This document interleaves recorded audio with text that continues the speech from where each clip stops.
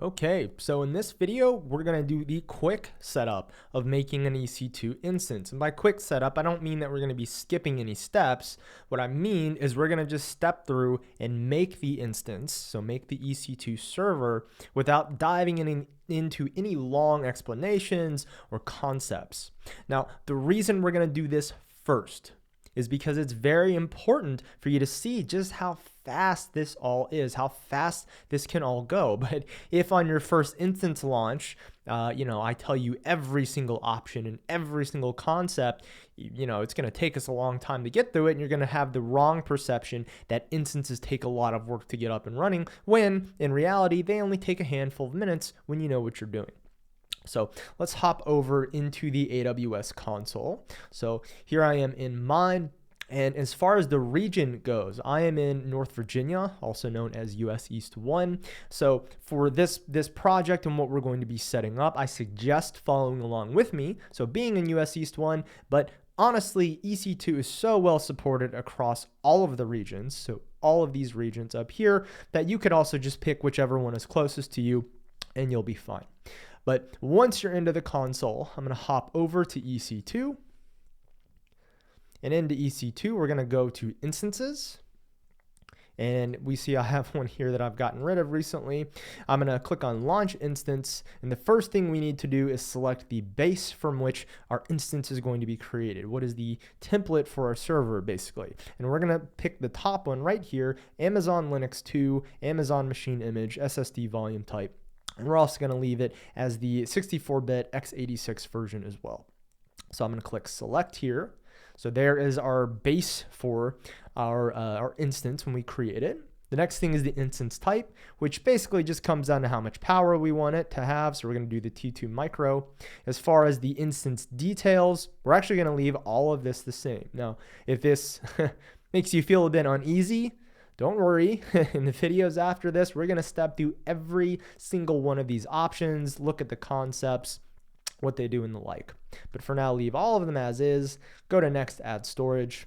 And in add storage, we are also going to leave this as is. And once again, don't worry, when we get to this portion in the following video, so following this one, we will walk through what every single one of these columns is, what it does and what it means. But for now, leave it as it is.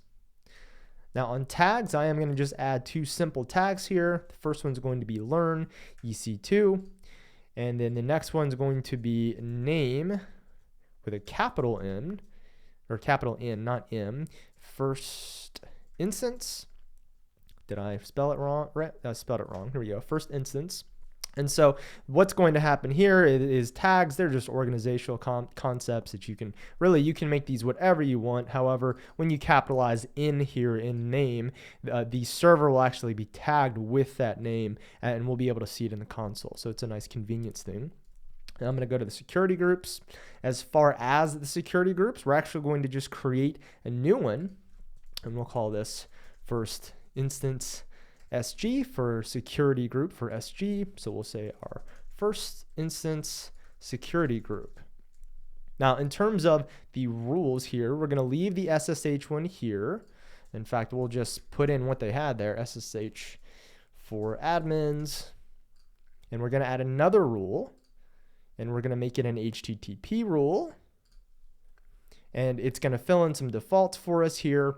And we'll just say HTTP access. Alrighty. And then we're going to click on review and launch. So everything here looks as we had it. I'm going to just give it a once over. All the tags are there. And then I'm going to click launch.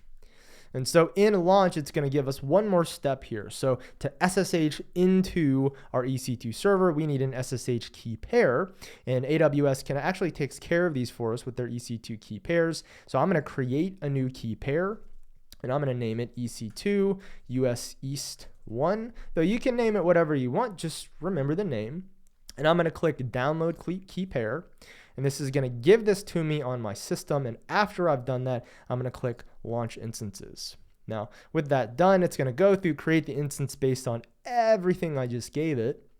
And with that last key pair we just made, it's going to put the public key on the instance, and we have the private key here. And we'll be able to dive into it once it's up and running. Now, when we first created an instance, it's going to show us our instance state here, and it's pending, it's getting everything set up. So in the meantime, I'm going to hop over to my terminal, so my shell, and I'm just in a directory called EC2-series, though you can be in whatever directory that you want to. It doesn't matter, just pick one where you want to be doing the work that we're going to do. And the first thing I'm going to do is I'm going to move that key that I just downloaded over to this directory. So in fact, I'm going to just do an MV downloads and then the key, and I'm going to just put it here. You can leave it in downloads or wherever that you want it, or you can even put it in your SSH folder, but I like having these contained per project. Just makes it a little bit simpler. Okay, with that done, let's check on our instance. That does indeed seem to be running.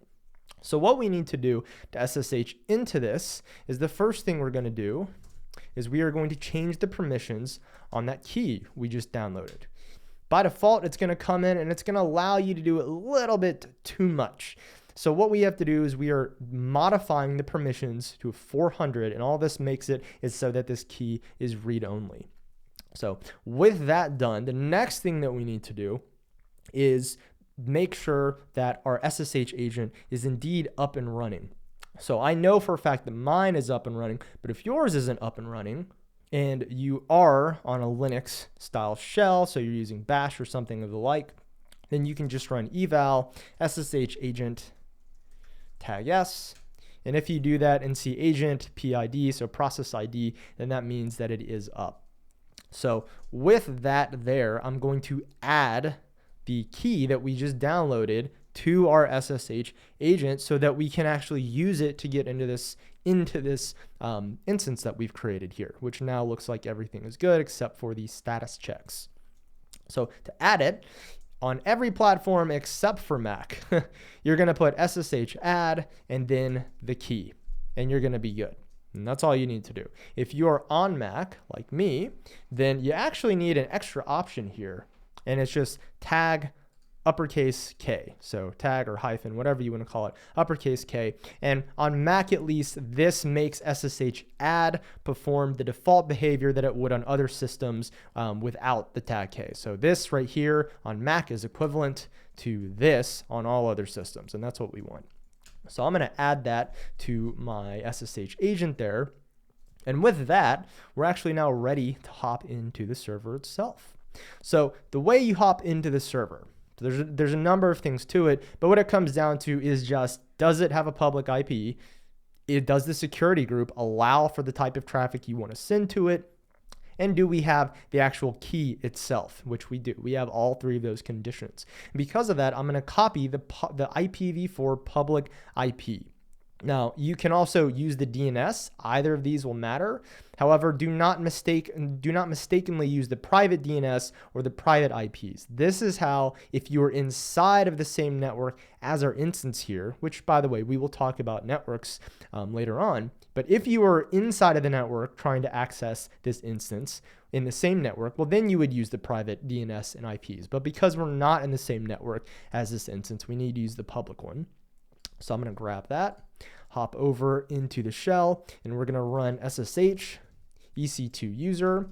And EC2 user, when you use the Amazon Linux AMI, so that base template, EC2 user is always going to be the name of the default user they set up for you. I'm going to add the IP address there. I'm going to say yes. I definitely want to connect. And there we are. We're inside of our instance. The instance is up and running. The public IP is right there. We can SSH into it, and only we can because we're the only ones with that key. And if we wanted to set up an HTTP server, we can, because the security group that we created for it, so right here, the inbound and outbound rules, so port 80, would allow for it. And that's it. You've set up your first instance. Now, I get it. You probably don't know the majority of what we did there, but when you think about it, we really didn't do a lot. But over the next videos, what we're going to do is the same thing. We're going to set up this same instance, except we're going to step through every one of those pages and cover every bit of the detail so you know what you're doing. However, as I said at the beginning, once you know what you're doing, this just takes a matter of minutes.